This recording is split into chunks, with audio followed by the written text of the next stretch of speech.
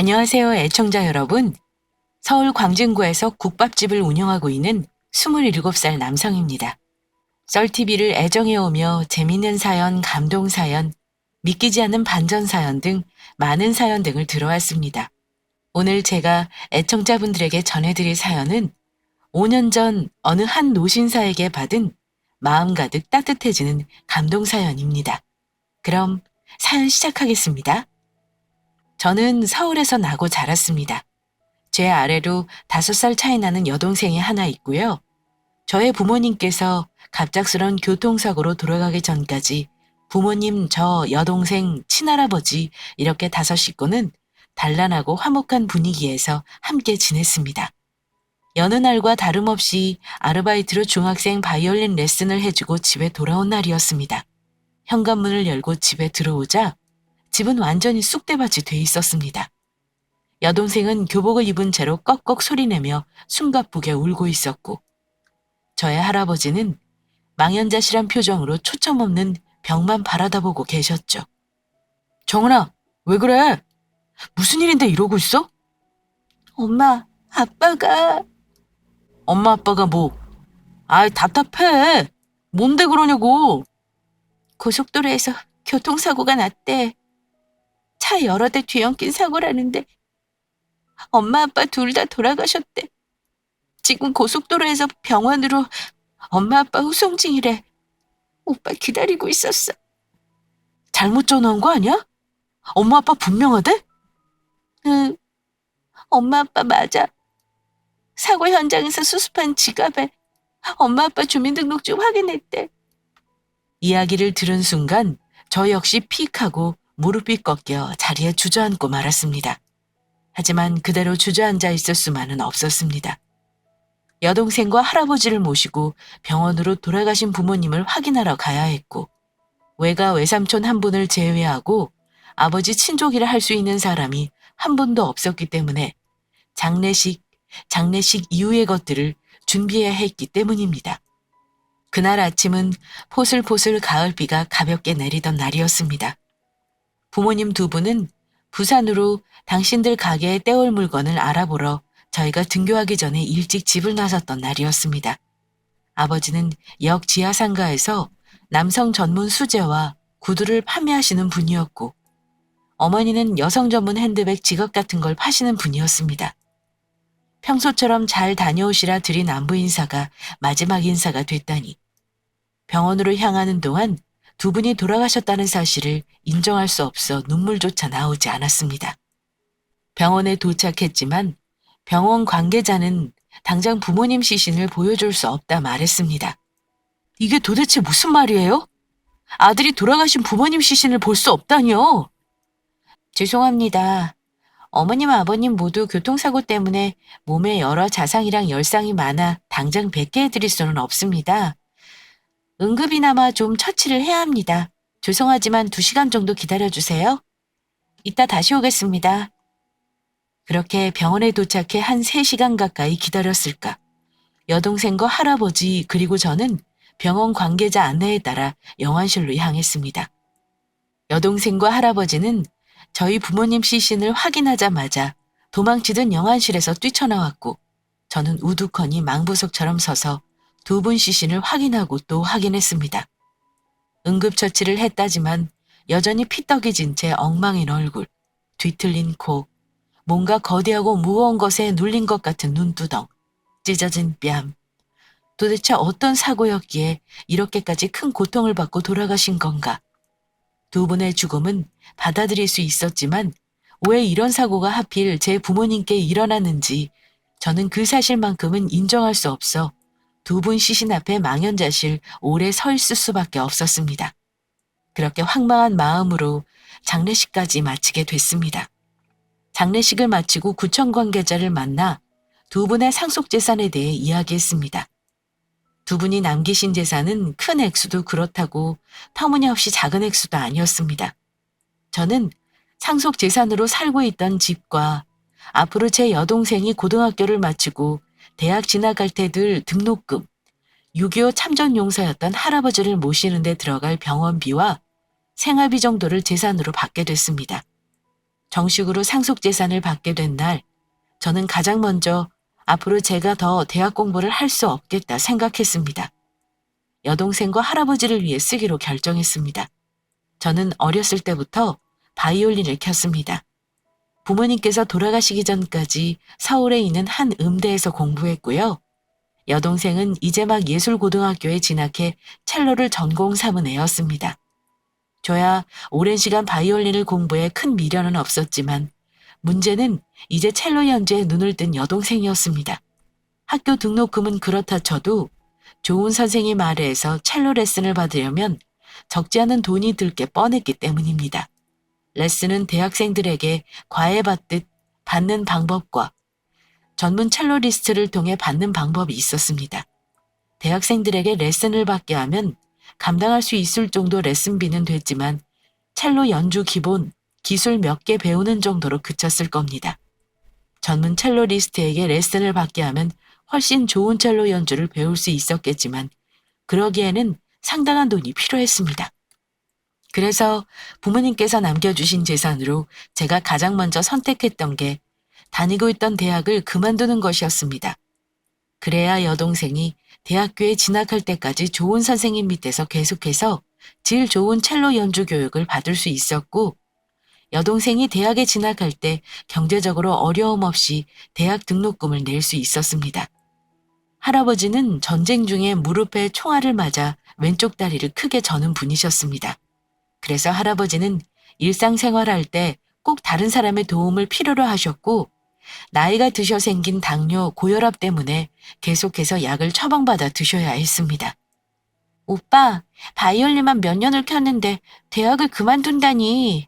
오빠 재능 있는 거 학교 사람들이나 교수님들 전부 다 알고 있잖아. 나는 아르바이트해서 학교 다니면 돼. 오빠도 아르바이트 하면서 대학 다니라고.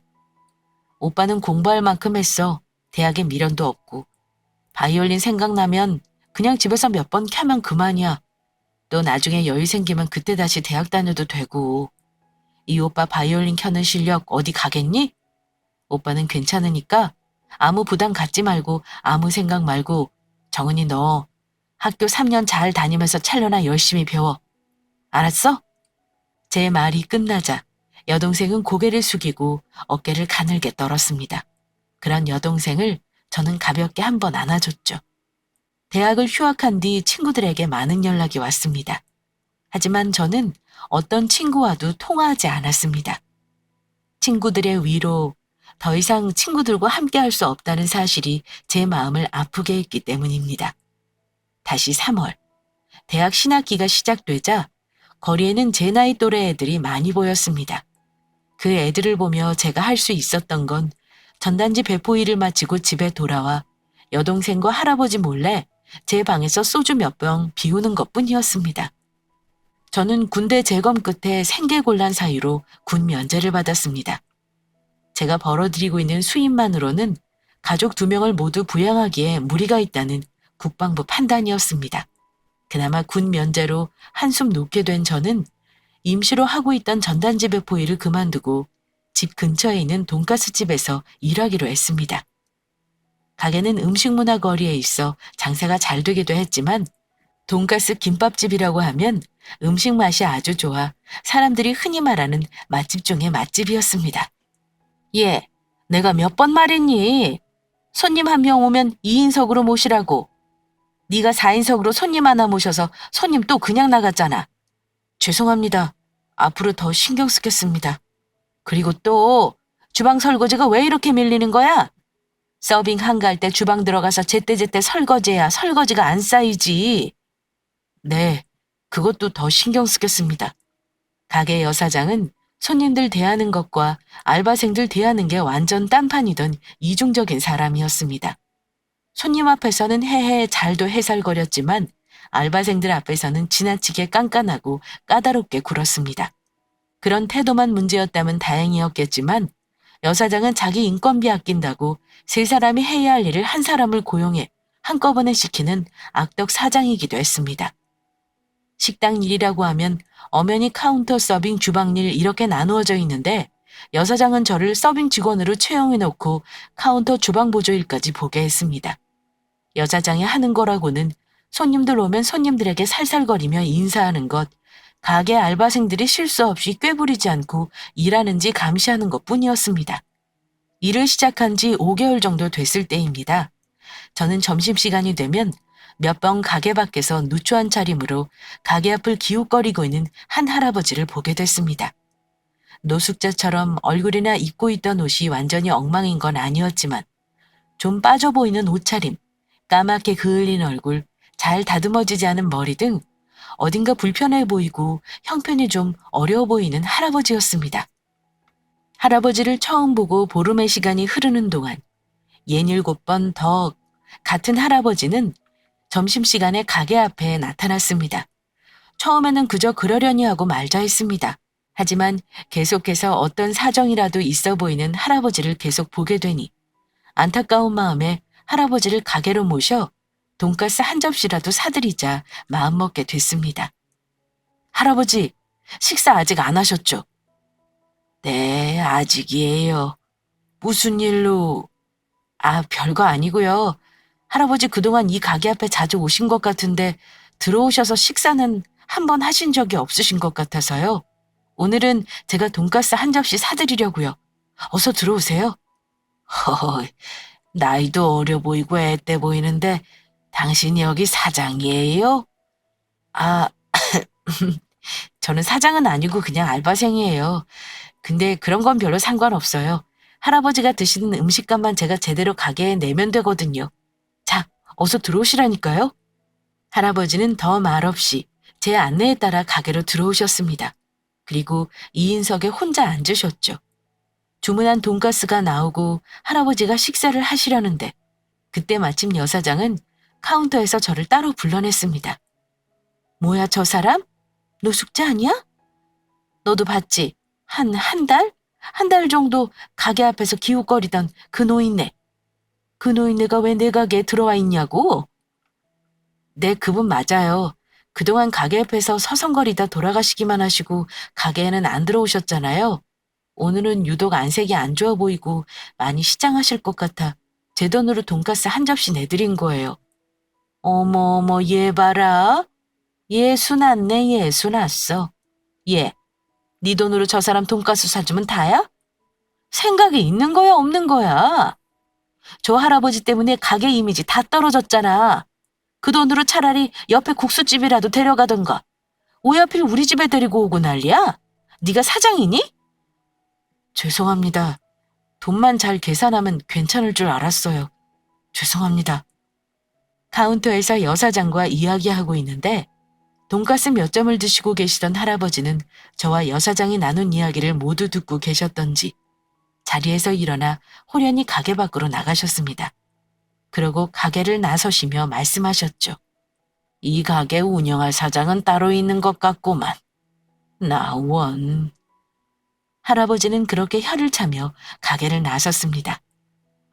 그날 가게에서 그 사건이 있고 일을 마치고 돌아온 밤, 저는 사장으로부터 다음 날부터 가게 나올 필요 없다는 메시지를 받았습니다.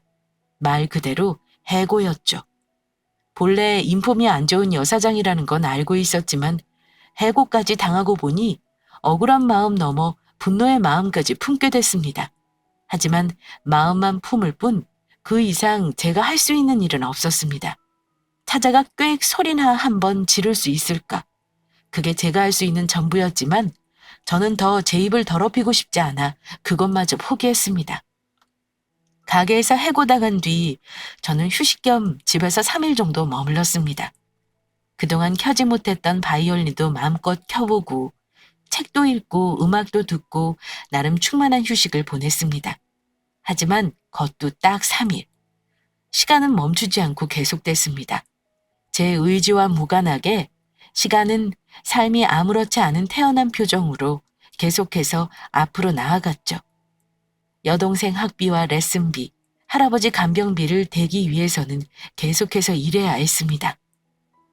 5개월 가까이 한 일이 서빙 주방 보조로 설거지하는 일 정도, 서빙 주방 보조 일과 전혀 다른 일을 알아볼까 했지만 저는 그나마 어깨 넘어 익힌 일이 서빙 주방 일이어서 서빙을 계속해보기로 결심했습니다.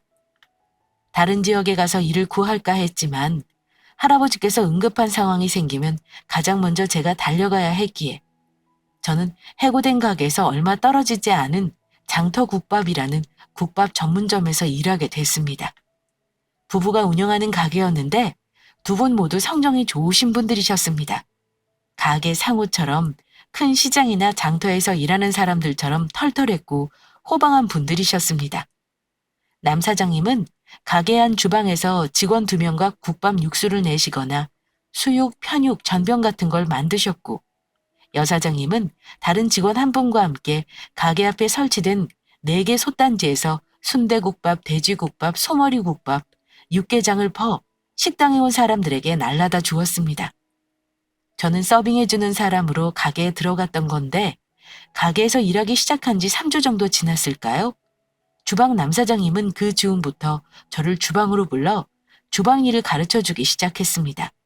좀 의외인 일이 있었다면 주방 일이라고 하면 설거지하는 것부터 시작했어야 했는데 남사장님은 그런 과정 없이 제가 식재료를 손질하는 것부터 시작해 다양한 음식 조리하는 방법, 비결이라면 비결이라 할 수 있는 국밥, 국물, 육수 내는 법 같은 걸 가르쳐 주셨습니다. 아무리 생각해봐도 그 상황이 의아했지만 저는 어쩔 수 없이 남 사장님이 가르쳐 주는 대로 따를 수밖에 없었습니다. 무슨 일을 하고 사정이야 어찌 됐든 어쨌든 일을 그만두지 않고 계속 돈을 벌어야 하는 입장이었으니까요. 그렇게 주방에서 바쁘게 일하고 있던 날이었습니다. 저는 주방에서 손님들이 드신 국밥 그릇을 설거지하고 있었죠. 근데 그때 홀에서 여사장님께서 어느 손님에게 건네는 말이 들려왔습니다. 오셨어요, 아버지? 식사 아직이시죠? 어떤 걸로 낼까요? 잘 드시는 소머리국밥 한 그릇 드시겠어요? 그래, 소머리국밥이랑 편육도 조금 썰어줘. 원래 여사장님은 홀에 오는 손님들과 이 이야기 저 이야기를 주고받는 분이 아니셨습니다. 손님들과 간단한 인사를 나누시기는 했지만 더 말을 잇지 않는 분이 여사장님이셨습니다. 홀 손님이 워낙 많아 눈코 뜰 새 없이 바쁘다 보니 가게 바깥에 있는 솥단지에서 가게 홀까지 왔다 갔다 하는 것만으로 벅차해 하셨기 때문입니다. 주방에서 일하고 있던 저는 여사장님과 손님이 나누는 이야기를 듣고 그 손님이 여사장님 시아버지 남사장님의 아버지라는 걸 알게 됐습니다. 그렇구나 하고 저는 별일 아니라 생각하며 마저 하고 있던 설거지를 하고 있는데 이번에는 주방에서 바쁘게 일하고 계시던 남 사장님께서 홀로 나가 당신의 아버지를 맞아주셨습니다. 아이고 아버지, 주방에서 수육 삶고 나온다고요. 그래요, 어쩐 일로 들르셨어요? 나야 뭐 하루 종일 일 없이 시간 보내는 게 일이지. 이차 저차 해서 저녁이나 먹으러 왔어. 네, 저희 가게 국밥은 많이 드셔서 물리실 텐데 저기 건너편에 샤브샤브집 생겼잖아요. 왜 거기 가셔서 식사 한번 안 해보시고요? 응, 가봐야지. 개업한 지 얼마 안 돼서 바빠. 사람들 거품 좀 빠지면 가보려고. 그나저나 그 젊은이는 주방에서 일 잘 배우고 있나? 네, 명석이요. 이제 한 달 돼가네요. 어디서 배운 건지 눈치도 빠르고 손놀림도 좋아요. 그래도 한 2년 정도는 눈 딱 감고 일 배워야죠. 그래야 음식 만드는 거니 육수 내는 거니 가게 운영하는 것까지 좀 눈에 보일 테니까요. 그래, 그렇구만. 온 김에 얼굴이나 보고 가자고. 좀 나으라고 해봐. 저는 얼떨결에 할아버지가 계신 상으로 불려나가게 됐습니다. 그리고 거기서 저는 할아버지를 보고 깜짝 놀라지 않을 수 없었습니다. 그분은 제가 한 달 전에 돈가스 집에서 일할 때 제 사비로 돈가스를 사드린 할아버지셨습니다. 오랜만에 보네. 어때? 그간 잘 지냈나? 네. 여기서 다 뵙게 되네요, 할아버지. 한없이 복잡한 것 같으면서도 또 일이 단순한 게 사람이 인연이라서 말이야. 전에 이 노인네 생각한다고 대접해준 돈가스였는데 내 수 틀린다고 안 먹고 그냥 나와 미안했어. 돈가스를 목구멍으로 넘길 수가 있어야지. 그 못된 여편 내가 나 거지 취급하고 자네 하인 부리듯 하는데 돈가스가 목구멍으로 넘어갔겠냐 이 말이야. 네, 뭐 사람이 원래 그런 사람이라. 그때 참 죄송했어요. 식사라도 한 끼 제대로 드시게 하고 돌려보내드리려 했는데. 됐어. 나는 여기 가도 한 끼, 저기 가도 한 끼, 어디 가도 한 끼. 밥 먹고 가라는 데가 줄줄이 사탕이야. 그 돈가스집 옆에 내가 저 장사하는 건물 그 건물 주인이 난 줄 몰랐던 모양이야. 아마 그 가게 계약할 때 내가 잠깐 해외 나가 있는 사이 우리 작은 아들 내외가 가서 계약해서 그랬겠지. 네? 귀가 번쩍 뜨인 저는 이어지는 할아버지 말씀을 들었습니다. 사람들 참 간사하단 말이야. 예나 지금이나 다를 게 하나 없어요. 건물 주인이라고 하면 고급 외제차 몰고 말쑥한 정장이나 골프웨어 같은 좋은 옷 번드르르 입고 다녀야 되나 보지? 그래야 저 사람이 이 건물 주인이다 알아보냐고? 그럼 할아버지가 그 가게 건물 주인, 내가 그 가게 새놓은 건물 주인이야. 저기 태림상가 건물부터 여기 장터국밥 건물까지 이 근처에 내 건물 8개 돼. 처음에는 건물 하나 잘 매입해서 건물값이나 올랐으면 좋겠다는 바람으로 건물 샀지.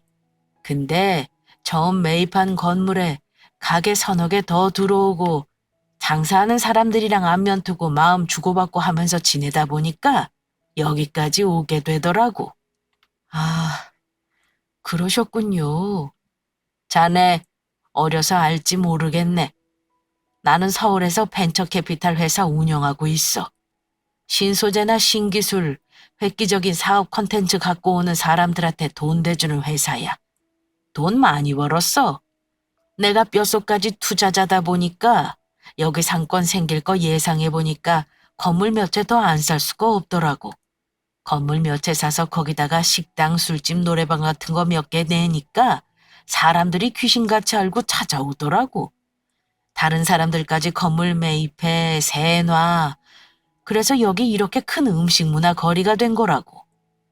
네, 저는 그것도 모르고 죄송했어요, 할아버지. 제가 너무 어려서. 아니야. 그때 자네한테 그 대접받고 고마운 것도 고마운 거였지만 뭘 좀 도와줄 수 있는 게 없나 생각했었어. 근데 젠장, 그 돈가스집 여사장이 자네 연락처 좀 알려달라고 사정사정 부탁해도 개인정보 어쩌고저쩌고 하면서 통 알려줄 생각을 않는 거야. 나야 뭐 방법이 있나? 내가 무슨 장관 대통령도 아니고 주민센터 찾아가서 자네 연락처 내놓으라 할 수 있는 입장도 아니고. 그래서 그냥 그 일 있고 별 생각 없이 지내고 있었지. 이 식당은 우리 큰아들 내외가 하는 가게야. 내가 건물 처음 샀을 때 장사도 처음 시작했으니 한 10년 됐겠네. 2주 전인가 큰아들 내미가 주말에 우리 집에서 같이 저녁 먹는데 그러더라고. 식당에 눈썰미 좋고 손빠른 젊은 친구 하나가 들어왔다고. 처음에는 그냥 서빙 알바로 쓰려고 했는데 주방일 시켜보니 참 빨리 배우더라고. 그래서 그게 누군가 싶어 괜히 궁금해 가게 몇 번 왔다 갔다 했어. 자네는 일하느라 몰랐을 거야. 나 왔다 간 것도. 주방 뻥 뚫려 있는 데랑 처진 발 사이사이로 보니까 그 일 잘한다는 친구가 자네였지 뭔가. 아, 그러셨구나. 에이, 그래도 할아버지 오셔서 알아보셨으면 아는 차라도 해주시고 가시지 그러셨어요. 저는 돈가스 집에서 그 일 있고 나서 계속 마음이 안 좋았다고요. 돈가스 집? 그 빌어먹을 여우 같은 여편네. 그날 그 일 있고 한 달 있다 가게 뺐어. 내가 나가라고 했지. 마침 계약기간도 다 찼고 건물 주인이 더 계약 안 하겠다는데 그 옆에 내가 할 수 있는 게 뭐 있었겠나. 그대로 가게 빼버렸지. 지금 그 가게 프랜차이즈 아이스크림 가게 들어와 있어. 딱 2년 장사하고 가게 정리하고 나가는 조건으로 계약했어. 네, 그러셨군요. 한 6개월 진득하니 우리 아들이랑 며느리 아래에서 일 좀 잘 배우고 있어봐. 그때 다시 와서 자네 일 열심히 하고 성실하게 잘하고 있으면 내가 선물 하나 줄 생각이니까. 선물이요? 선물이라면 선물이고 마음의 진빚 돌려주는 게 보은이라면 보은이고.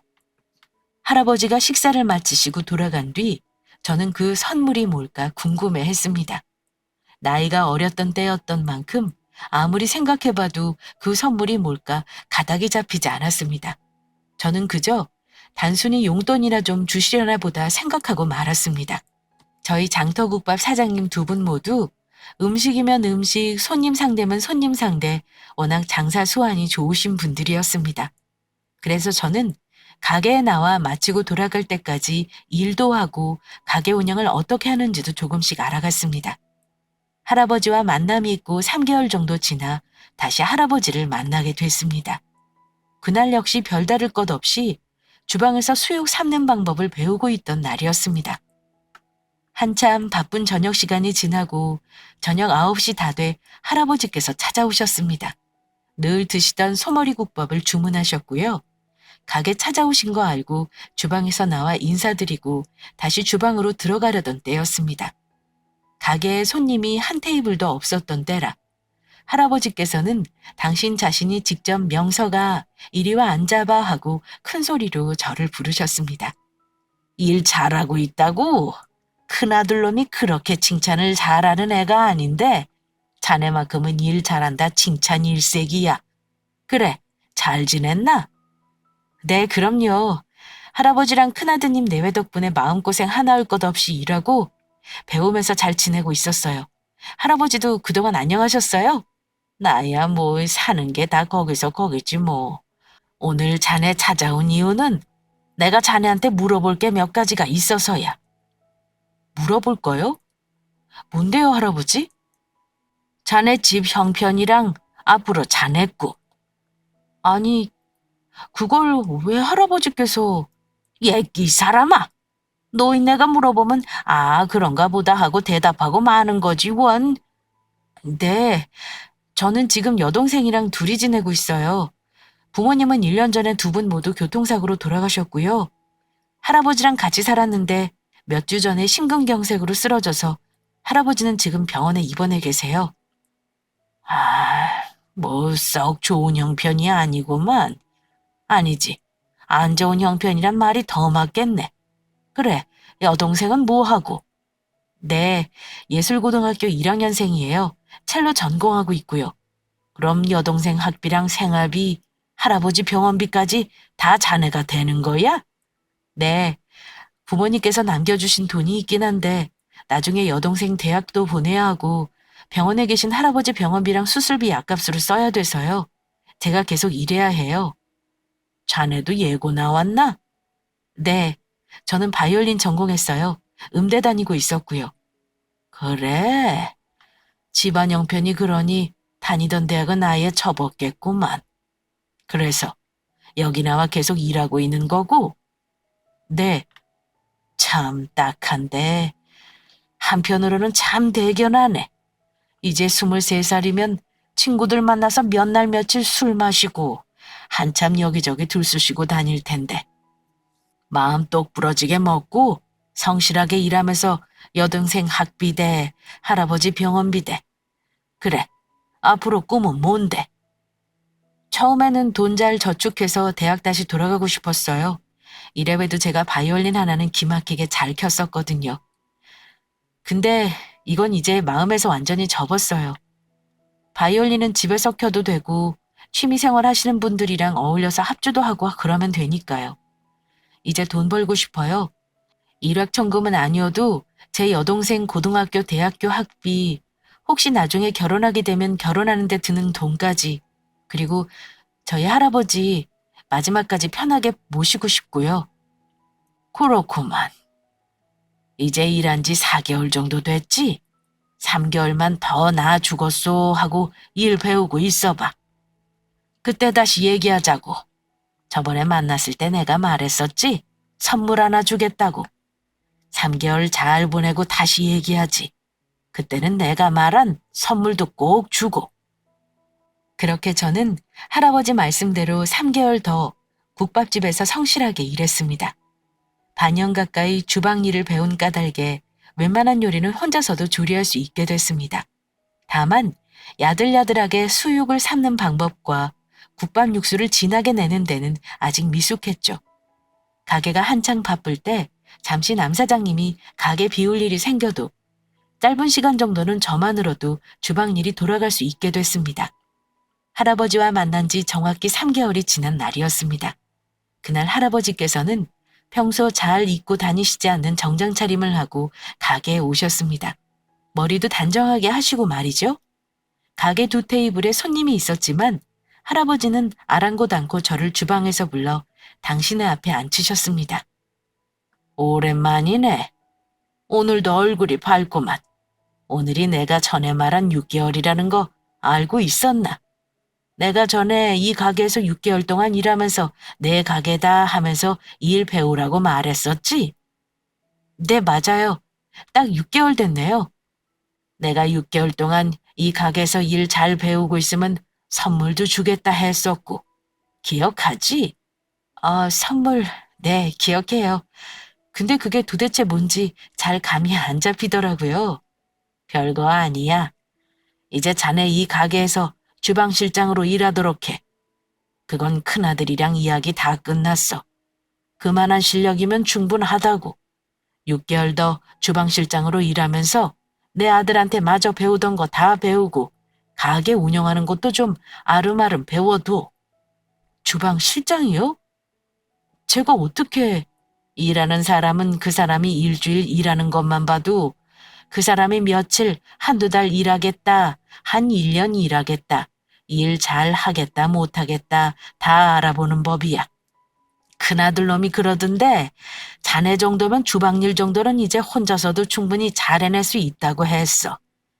주방실장도 2년 정도 일하고 나면 예전에 내가 말했던 그 아이스크림 가게 있지? 거기랑 새 계약 끝나. 거기다가 이 국밥집 가맹점 하나 얻어줄 테니까 그거 자네가 맡아서 한번 장사해봐. 아니에요, 할아버지. 제가 어떻게... 나이도 어린데다가 사람 상대하는 것도 쉽지 않고 장사 경험도 없는데요. 아무리 돈 벌고 싶은 마음이 크더라도 그건 안 될 것 같아요. 마음은 정말 감사하지만 제가 오히려 폐가 될까 봐요. 과공손 비례라는 말 알아? 공손이나 겸손도 지나치면 예의가 아니라는 말이야. 자네 믿을 만한 부모님이 계시나? 아니면 자네 일에 손발 걷어붙이고 도와줄 친척이 하나 있나?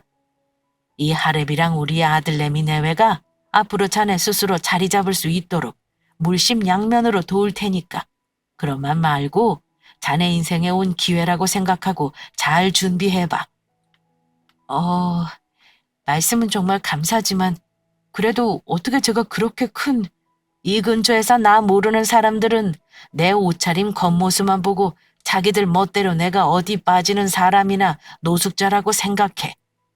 옆 건물에서 옷장 사는 여자는 어느 날 내게 와서는 치매 있지 않냐고, 혹시 집 잃어버리신 거 아니냐고 물어본 적도 있지. 내가 옷도 잘 못 입고 관심이 없어 그렇게 하고 다니니까 당연한 일인지도 모르지. 자네가 처음이었어. 나이 먹은 노인네가 추레하게 다닌다고 다들 눈치나 줬으면 좋지. 직접 나한테 와서 어디 불편한 데 없느냐고 자기 돈 들여 밥 사주겠다고 말하는 사람이. 여전히 사람 겉모습만 보고 사람 판단하고 평가하는 바보 같은 세상이야. 아마 다른 사람이 자네처럼 와서 그랬다면 나는 그냥 고맙다고만 말하고 사용하고 보냈을 거야. 근데 자네 그 따뜻한 눈망울, 밝은 미소, 가지런한 일을 보니까 자네가 일하고 있던 가게에 안 따라 들어갈 수가 없더라고. 그리고 가게 들어가서도 그 여우 같은 옆편에 말 같지 않은 어깃장 놓고 있을 때도 자네는 한치 부정 없이 그저 내내 했지. 그런 자네 모습을 보면서 참 순한 젊은이고 사람 앞에 갖춰야 할 예의를 아는 사람이라 생각했지. 참 요즘 사람들, 요즘 애들 같지 않다고 오래 생각했다고. 네, 보름 정도 저희 돈가스 집 앞에서 기웃거리고 계셨잖아요. 근데 옷차림이나 안색은 썩 좋지 않아 보이시고 그래서 저도 다른 사람들처럼 할아버지가 무슨 사정이 있으신 분인가 했어요. 그렇다고 노숙자는 아닌 것 같고 따로 말 못할 사정이 있지 않으실까 생각해서 가게로 모셨던 거예요. 돈가스 집 앞에 서서 며칠 건너편 건물 3층에 들어올 대형 갈비집 생각하고 있었어. 식당이 3층이면 아무리 상권이 좋은 데라지만 장사가 될까 하고 몇 번 직접 거리로 나왔었던 거야. 네. 그때 자네가 사준 돈가스 한 접시 잘 비우고 나오려고 했는데 그럴 수가 있어야지. 그 옆에 내 말 듣고 있자니 부하가 치밀어서 말이야. 가게 계약 기간 끝나고 계약 연장하고 싶다고 나 찾아왔었어. 그때 몰라봬서 죄송했다고. 몇 년 더 가게 할 수 있도록 도와달라고. 좋은 마음 품고 어려운 이웃들 살피면서 살겠다고. 내가 눈앞에서 자네랑 나한테 대하는 걸 직접 봤는데 믿음 같은 게 생길 리가 있나. 됐으니 그만 가라 하고 가게 계약도 끝냈어. 이 근처에 비어있는 가게, 새 넣은 가게 알아보러 다녔다더군. 그것도 될 리가 없지. 내가 아는 건물 주인들 만나서 그 여자한테 세 주지 말라 이야기해뒀으니까. 그러고는 아예 안 보이더라고. 이제 국밥집 주방에서 자네랑 새로 오는 실장, 아래 직원 2명이랑 일하게 될 거야. 그동안 큰아들은 아이스크림 가게 나가면 가게에 들일 주방객이 홀 테이블 속 같은 거 준비하러 다니고 가게 인테리어 어떻게 할지 이 사람 저 사람 만나러 다닐 거야. 그러니 한 반년쯤 틈틈이 내 아들이 가게 들릴 때마다 배우던 일 마저 잘 배우도록 해. 2년 뒤에는 자네가 정말 가게 사장이 되는 거니까. 그날 할아버지와의 대화가 끝나고 저는 할아버지께서 말씀하신 대로 차례차례 하나하나 일을 처리해 갔습니다. 주방실장 일이 시작됐을 때 관리자로서 직원들 문제로 겪는 어려움이 있었지만 장차 한 가게를 운영할 사장이 될 거라 생각하면 큰 어려움은 아니었습니다. 그렇게 저는 주방실장으로 2년 바쁘게 일했습니다. 그러고 마침내 저는 아이스크림 가게가 나간 자리에 장터국밥 2호점이라는 이름으로 국밥집을 운영하게 됐죠. 제가 할아버지께 돈가스를 대접해드린 이유는 할아버지가 불쌍해 보여서가 아니었습니다. 다만 어떤 사정이 있으시겠다, 어떤 어려움이 있으실 수 있겠다 생각했던 거죠. 돈가스 한 접시에 불과했지만 정말 제가 생각한 대로 어떤 어려움을 겪고 계셨다면 돈가스라도 한 접시 맛있게 드시고 힘내시길 바랬었습니다. 아주 조금의 용기를 내 할아버지에게 다가갔던 일은 결국 제 삶의 기회, 행복의 얼굴을 하고 되돌아왔습니다. 당시에 저는 앞으로 돈 버는 일밖에 내 삶에 남은 게 없겠구나 생각하며 우울하게 지내고 있었습니다. 희망이라는 말을 쓸 수 없을 정도로 앞이 보이지 않았던 현실이었죠. 그때 홀연히 나타나 제게 행운으로 다가와 주신 할아버지. 늘 할아버지와 큰아드님 내외에게 감사한 마음을 갖고 지내는 요즘입니다. 장터국밥 본점이 워낙 맛좋기로 소문난 국밥집이어서 장터국밥 2호점 역시 오늘까지도 많은 사람들이 찾아와주고 계십니다. 장사, 그것도 국밥집 장사를 27 어린 남자가 하고 있으니 근처 가게 상인분들은 저희 가게를 애기 국밥집이라 부르기도 하고요. 돈 버는 재미가 바로 이런 거더군요. 버는 만큼 내 가족, 내 식구 더 잘 챙길 수 있으니 돈 버는 게 재미없을 수가 없더라고요. 좋은 대학교 음대에 들어가 늘 웃음 잃지 않고 생활하는 여동생. 이제 돌아가셔서 더 해드릴 수 있는 게 없지만 그래도 마지막까지 조금이라도 편히 모셨던 저의 할아버지까지 이러저러하게 여기까지 흘러오고 보니 마음에 원하는 게 하나 생기더라고요. 사랑하는 사람 만나서 아이 낳고 화목한 가정 꾸리는 거 생각하면서 오늘도 앞치마를 입습니다. 사연 들어주신 애청자 여러분께도 감사 말씀 드립니다. 그럼 늘 건강하시고 행복하세요. 감사합니다.